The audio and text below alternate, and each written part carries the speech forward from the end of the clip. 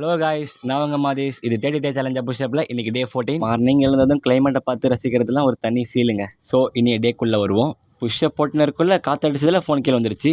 So நல்ல வேலை, சின்ன ஸ்க்ராட்ச் தான். நானும் திரும்ப புஷ்அப் போட ஸ்டார்ட் பண்ணிட்டேன். புஷ்அப்பில் இன்றைக்கி 50 புஷ்அப் போடணும். ஆனால் என்னால் 40க்கு மேலே போடவே முடியல. நானும் புஷ்அப்பை கம்ப்ளீட் பண்ணி முடிச்சிட்டேன். மார்னிங்லேருந்து காலேஜ் போகலாமா வேணாமான்னு ஒரு யோசனை. ஏன்னா அடுத்த 3 நாள் நமக்கு லீவு. ஒன் டே தானே போகணுன்ட்டு நானும் டிஎல் ஒர்க் பண்ணிட்டு காலேஜ் கிளம்பிட்டேன்.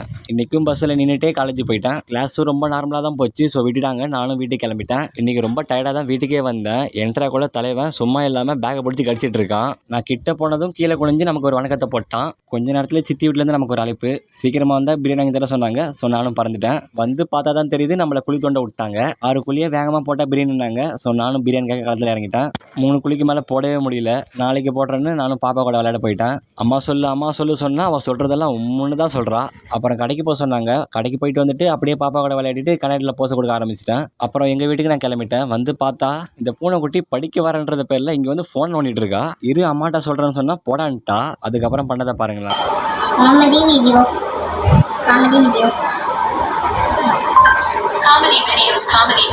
இன்னைக்கு நல்லா முடிச்சுக்கலாம். அப்புறம் நாளைக்கு பார்க்கலாம்.